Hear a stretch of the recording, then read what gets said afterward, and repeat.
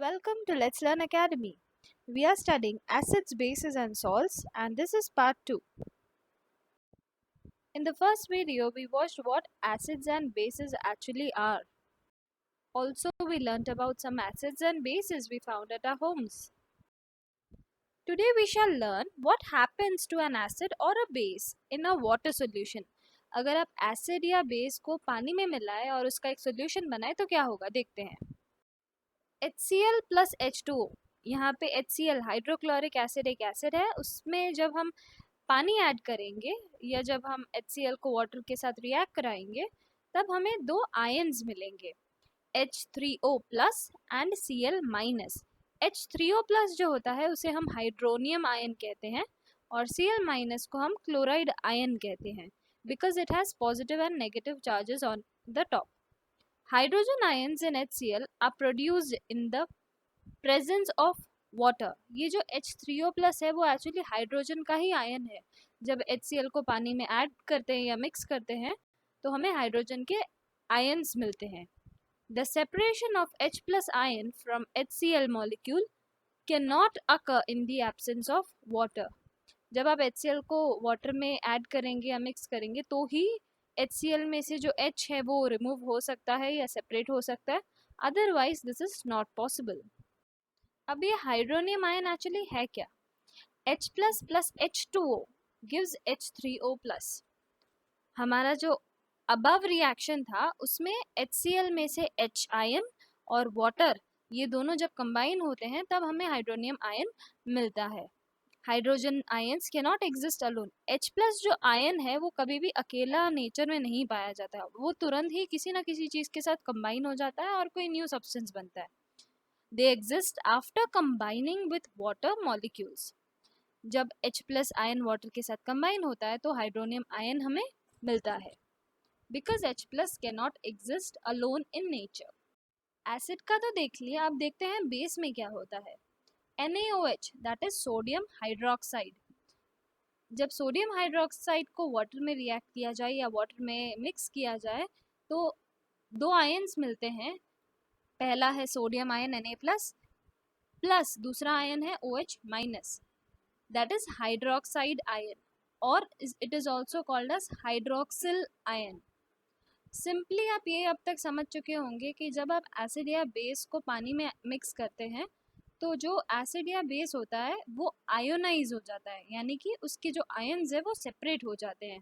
Similarly if we take another base KOH that is potassium hydroxide and we add it to water, we get separated ions of potassium hydroxide, that is potassium ion and hydroxide ion.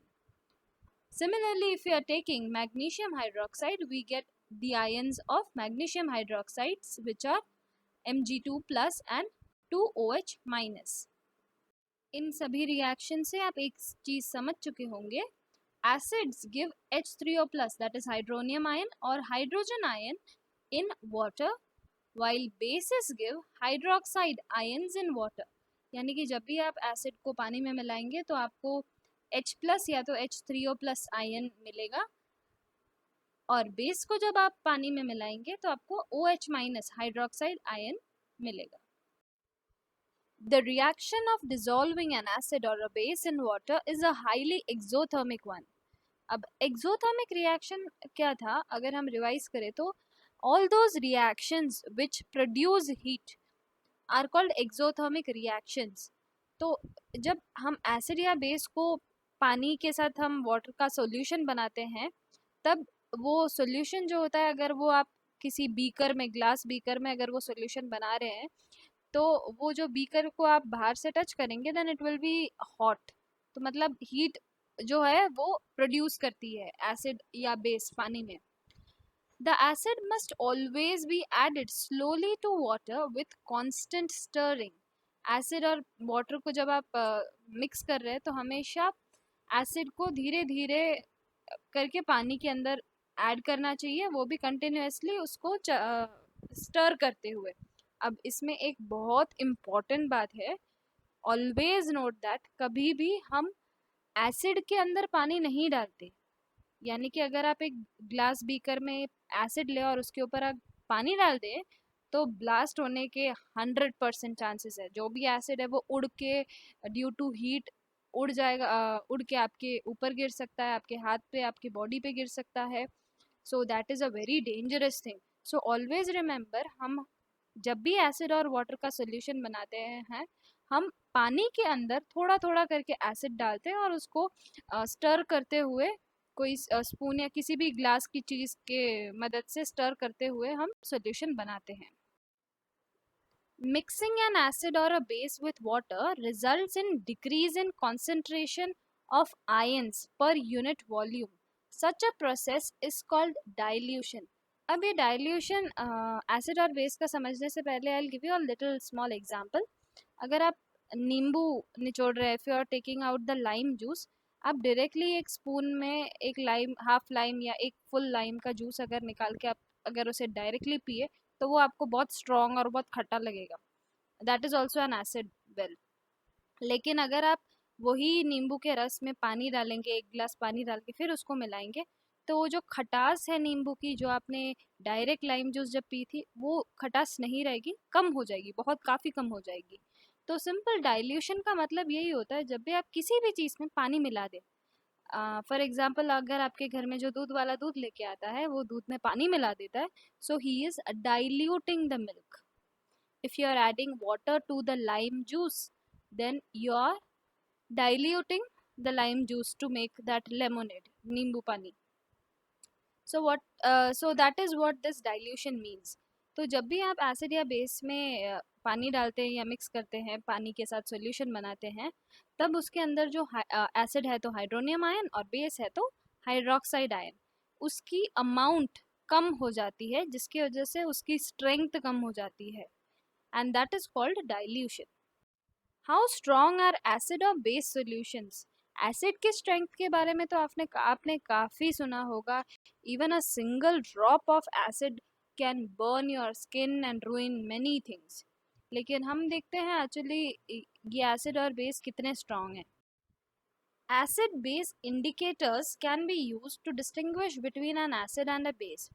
कुछ indicators होते हैं, जैसे आप नीचे diagram में देख सकते हैं, यूनिवर्सल इंडिकेटर, कुछ लिक्विड्स होते हैं, उन्हें इंडिकेटर्स कहते हैं। वो लिक्विड को अगर आप एसिड या बेस सॉल्यूशन में डालें तो वो एसिड या बेस का कलर चेंज हो जाता है, और इस कलर के ऊपर से आप कह सकते हैं कि ये एसिड है कि बेस है। The universal indicator shows different colours at different concentrations of hydrogen ions. यानी कि सिंपल है, अगर एसिड है तो उसमें बहुत सारे हाइड्रोजन आयंस होंगे, तो जब आप उसके अंदर ये इंडिकेटर का ड्रॉप, लिक्विड ड्रॉप डालेंगे तो उसका कुछ कलर होगा। और अगर वो बेस है तो उसमें बहुत ही कम हाइड्रोजन आयंस होंगे, जबकि उसमें तो हाइड्रोक्साइड OH माइनस के आयंस बहुत ज़्यादा होंगे। तो उसके अंदर जब आप ये इंडिकेटर सोल्यूशन ड्रॉप्स डालेंगे तो उसका कुछ और कलर होगा। तो कलर के ऊपर से डिसाइड कर सकते हैं कि कोई सोल्यूशन एसिड है या बेस है। A scale for measuring hydrogen ion concentration in a solution is called pH scale। एक स्केल होता है जिसमें नंबरिंग दी होती है 1 से लेके 14 तक, और उस स्केल में जो नंबर्स है उसके हिसाब से भी हम कह सकते हैं कि वो कोई एसिड है या बेस है। अब ये कैसे बताते हैं? अभी हमने देखा कि यूनिवर्सल इंडिकेटर जैसे कुछ लिक्विड सॉल्यूशंस होते हैं, वो जो जिसके ड्रॉप्स अगर आप एसिड या बेस में डालेंगे तो वो कुछ कलर शो करेंगे। अब हर कलर के हिसाब से नंबर्स दिए जाते हैं, नीचे आप देख सकते हैं डायग्राम में। जो भी कलर आ रहा है उसका जो करस्पॉन्डिंग नंबर है, नंबर से हम डिसाइड करते हैं कि वो एसिड है कि बेस है। अब अगर किसी सॉल्यूशन में जब यूनिवर्सल इंडिकेटर डाला और उसका जो कलर है वो नंबर 7 में बताए गए कलर के जैसा है, तो हम कहेंगे कि वो न्यूट्रल सॉल्यूशन है। न्यूट्रल सॉल्यूशन मतलब ना ही वो एसिड है ना ही वो बेस है, यानी कि पानी जैसा कुछ सॉल्यूशन है। अगर उसका जो कलर आया वो 7 से नीचे, 7 से छोटे बताए गए जो भी नंबर्स है, यानी 1 to 6 नंबर्स में से कोई कलर मैच होता हो, तो हम कहेंगे कि वो एसिड है। और अगर वो कलर 8 to 14 नंबर्स में बताए गए कलर्स के जैसे हो, तो हम कहेंगे कि वो बेस है। So basically number 1 to number 6 तक के कलर शो करते हैं तो वो एसिड है, नंबर 7 कलर बताता है तो वो न्यूट्रल है, और 8 to 14 का कोई कलर शो करता है तो वो बेस है। याद रखना, जितना छोटा नंबर उतना ही ज़्यादा कॉन्सेंट्रेटेड या उतना ही ज़्यादा पावरफुल एसिड। यानी अगर हमने दो सॉल्यूशंस, दो एसिड्स लिए, एक का पीएच 1 है, ये जो नंबर्स होते हैं उन्हें पीएच कहते हैं और स्केल को पीएच स्केल कहते हैं। सो जैसे मैंने बोला कि आप दो एसिड ले रहे हैं और एक का पीएच 1 आ रहा है और दूसरे का पीएच 6 आ रहा है, तो हम कहेंगे जो 1 पीएच वाला सॉल्यूशन है वो ज़्यादा एसिडिक है या ज़्यादा स्ट्रॉन्ग या पावरफुल है। सिमिलरली बेस के लिए भी होता है, लेकिन बेस के केस में उल्टा होता है, जितना छोटा नंबर उतना ही कम बेसिक। यानी कि अगर 8 नंबर वाला बेस हम उठा ले और 14 नंबर वाला बेस हम उठा ले, तो जो 14 वाला होगा वो ज़्यादा बेसिक होगा। जितना छोटा नंबर उतना ज़्यादा एसिडिक और जितना बड़ा नंबर उतना ज़्यादा basic. So this is what you have to remember. The P in pH stands for potens in German, meaning power. On a pH scale, we can measure pH from 0, that is very acidic. 0 जो होता है वो हर pH scale पे नहीं बताया जाता है, तो यूजुअली एसिड जो होते हैं वो 1 से शुरू होते हैं। बाकी जो एक्चुअल pH स्केल या pH मीटर होता है उसमें नंबरिंग 0 to 14 होती है। So 0 that is very acidic to 14 that is very alkaline. Remember, alkaline and basic both mean the same. pH is a number which indicates the acid or basic nature of a solution. अगर pH की definition पूछी जाए then you can write this statement. pH is a number which indicates the acidic or basic nature of a solution.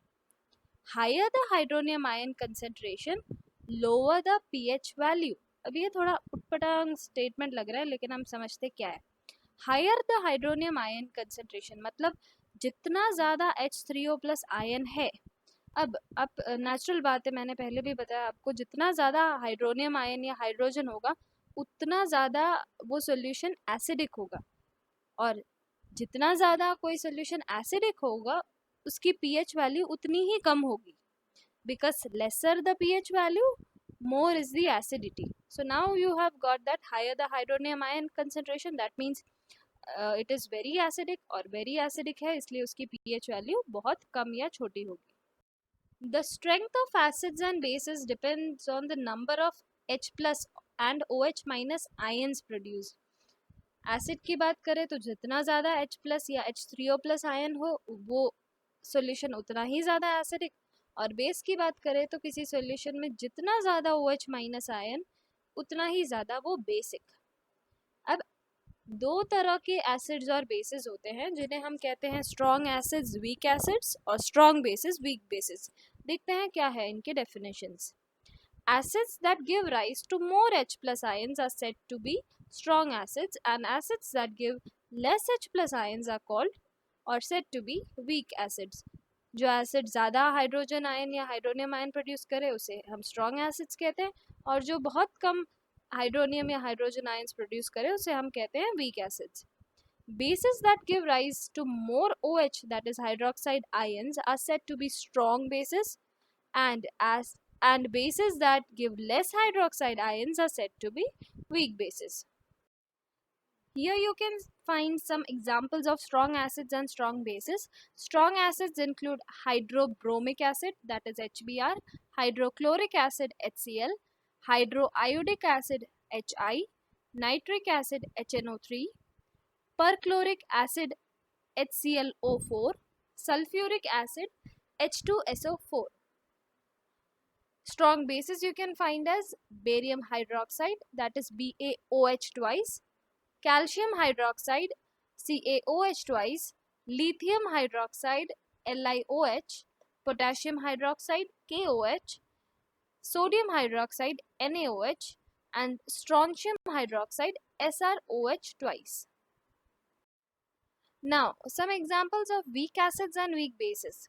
Acetic acid CH3COOH. Now, what is exactly acetic acid?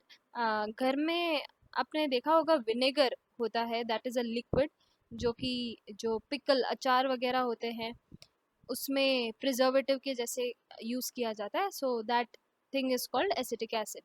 Then we have carbonic acid H2CO3, formic acid CHOOH.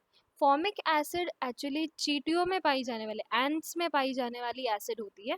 जब एक चींटी काटे आपको और आपको जो irritation होता है वो ये फॉर्मिक एसिड की वजह से होता है जो उनके अंदर प्रेजेंट होती है। Then you have hydrocyanic acid, HCN. Hydrocyanic is one of the poisonous acids. Then is hydrofluoric acid, HF. Then you have phosphoric acid, H3PO4. For weak bases you have ammonia, a well known one, NH3. Then diethylamine, that is CH3CH2 twice, NH. Then you have methylamine, CH3NH2. Then you have sodium bicarbonate, NaHCO3. ये जो sodium bicarbonate है इसके बारे में तो हम बहुत कुछ डिटेल में थोड़ा पढ़ेंगे प्रॉबेबली हमारे नेक्स्ट वीडियो में. So these were few weak acids and weak bases. हमने काफ़ी सारे एसिड्स बेसिस बहुत कुछ के बारे में पढ़े, लेकिन एक्चुअली ये जो पीएच हमने बताया उसकी एवरीडे लाइफ में क्या इम्पोर्टेंस है. PH, I will tell you, pH is a number जो शो करता है कि कोई सोल्यूशन कितना एसिड है, कितना एसिडिक है या कितना बेसिक है. Are plants and animals pH sensitive? Plants और एनिमल्स को कुछ फर्क पड़ता है क्या ये पीएच से? Our body works within the pH range 7 to 7.8. 7 जो है वो नॉर्मल या न्यूट्रल pH रेंज है और हमारी ह्यूमन बॉडी जो है वो 7 से 7.8 pH तक काम करती है. Living organism survive only in a narrow range of pH change. Living organism को जीने के लिए, सर्वाइव करने के लिए बहुत ही एक लिमिटेड pH का चेंज वो सहन कर सकती है. When pH of rainwater is less than 5.6, it is called acid rain. When acid rain flows into the rivers, it lowers the pH of the river water. That means it makes the river water also little acidic. The survival of aquatic life in such rivers become difficult. क्योंकि अब वो river का पानी acidic हो चुका है तो उसमें जो भी एक्वाटिक ऑर्गेनिजम्स रहते हैं उनके लिए प्रॉब्लम होगी. pH in our digestive system. It is very interesting to know that our stomach produces HCl. आपने लाइफ प्रोसेसेस में जब ह्यूमन डाइजेशन पढ़ा था तब देखा था कि हमारे स्टमक में HCl रिलीज होता है और जो HCl है वो फूड को डाइजेस्ट करने में हेल्प करता है. It helps in the digestion of food without harming the stomach. During indigestion, indigestion मतलब जब आपका खाना नहीं पचता है, the stomach produces too much acid and this causes pain and irritation. यानी हम जो एसिडिटी कहते हैं वही चीज़. To get rid of this pain, people use bases called antacids. अब ये क्या है? आपने देखा होगा जब भी किसी को एसिडिटी होती है, people use things like इनो या सोडा वगैरह यूज़ करते हैं. तो वो क्या करती है, जो पेट में जो excess amount of acid produce हुआ है उसके इफ़ेक्ट को ख़त्म कर देती है. यानी कि वो बेस है, जो भी एसिड के इफ़ेक्ट को ख़त्म करता हो उसे हम कहते हैं बेस. या एसिडिटी के केस में बात करें तो हम उसे कहते हैं antacid. So if you are asked the definition of antacid, you can write antacids are those bases और those basic substances which cancel the effect of an acid. One such remedy must have been suggested by you at the beginning of the chapter. If you are going through your NCERT chapter, you must have read it. These antacids neutralize the excess acid. Antacid base होता है. वैसे जब base और acid react करे तो वो neutral यानी कि सॉल्ट प्रोड्यूस करता है. मैग्नीशियम हाइड्रोक्साइड, जिसे मिल्क ऑफ मैग्नीशिया भी कहते हैं, वो एक माइल्ड बेस है. माइल्ड मीन्स हल्का, not so strong base. It is often use for this purpose. अगर आपने डाइजीन टैबलेट के बारे में सुना हो, एसिडिटी के लिए यूज़ की जाती है डाइजीन टैबलेट. अगर आप किसी मेडिकल स्टोर में जाके एसिडिटी है बोलेंगे तो they usually give Digene tablet instead of Eno sometimes. So that is this magnesium hydroxide. बहुत मीठी टैबलेट होती है, आप उसको यूं ही चबा के खा सकते हैं. You don't even need water for having that. pH change as the cause of tooth decay. Tooth decay starts when the pH of the mouth is lower than 5.5. Tooth enamel. Tooth enamel is actually a transparent layer जो कि आपके teeth के around teeth के ऊपर होती है. I don't know if you all know, but tooth enamel, दांत के ऊपर जो ट्रांसपेरेंट कोटिंग या लेयर होती है, दैट इज़ द मोस्ट, और you can say the hardest substance or the hardest thing in a human body. Yes, even harder than your bones. So, tooth enamel made up of calcium phosphate is the hardest substance in the human body. याद रखना, it is made up of calcium phosphate. It does not dissolve in water, but it is corroded when the pH of the mouth is below 5.5. वो पानी में तो dissolve नहीं होता, लेकिन जब एसिडिक मीडियम मुंह के अंदर प्रोड्यूस होती है तब वो कोरोड यानी कि सड़ना स्टार्ट कर देती है. Bacteria present in the mouth produce acids bye degradation of sugar and food particles remaining in the mouth after eating. अब पता चला होगा बचपन में जो मम्मी कहती थी ज़्यादा चॉकलेट मत खाओ दांत सड़ जाएंगे, वो झूठ नहीं कहती थी, सही है वो. जो मुंह के अंदर बैक्टीरिया होते हैं वो ज़्यादातर जो शुगर होता है मुंह के अंदर, जो भी आप खाना खाते हैं उसके अंदर से शुगर को डिग्रेड यानी कि तोड़ के उसको एसिड में कन्वर्ट कर देती है, और ये एसिड जो है वो आपके दांतों को खराब करती है. The best way to prevent this is to clean the mouth after eating the food using toothpaste which are generally basic. Remember, toothpaste are basic. क्यों? क्योंकि जब आप सो के उठते हैं या कुछ कुछ आप खाते हैं तो आपके मुंह के अंदर एक एसिडिक लेयर बन जाता है. तो जब आप टूथपेस्ट से उसे ब्रश करते हैं जो कि एक बेस है, तो वो बेस मुंह के अंदर के एसिड के इफेक्ट को ख़त्म कर देता है. For cleaning the teeth can neutralize the excess acid and prevent tooth decay. Self-defense by animals and plants through chemical warfare. Have you ever been stung by a honeybee? कभी आपको किसी मधुमक्खी ने काटा है क्या? Bee sting leaves an acid which causes pain and irritation. जब भी कोई मधुमक्खी काटे तो वो एक एसिड छोड़ देती है आपके स्किन के ऊपर, जिसकी वजह से आपको पेन और इरिटेशन फील होता है. Use of a mild base like baking soda on the stung area gives relief. अब क्योंकि वो एक एसिड है तो उसके ऊपर हम कोई भी बेस, माइल्ड मतलब हल्का फुल्का कोई बेस जैसे बेकिंग सोडा अगर हम उसे ऊपर लगाए तो हमें थोड़ी उससे रिलीफ मिलती है. Stinging hair of nettle leaves. नीचे आप डायग्राम में देख सकते हैं, these leaves are called nettle leaves. इनके एजेस लगने की वजह से भी आपको काफ़ी बार जलन वगैरह महसूस होती है आपके फिंगर्स पे. तो ये जो नेटल लीव्स होते हैं इन पर मेथेनोइक एसिड होता है, और वो अगर आपके हाथ पे लगे एजेस के वगैरह या कहीं से भी, then it causes burning pain. Hope you enjoyed today's session and see you in the last part of this chapter tomorrow.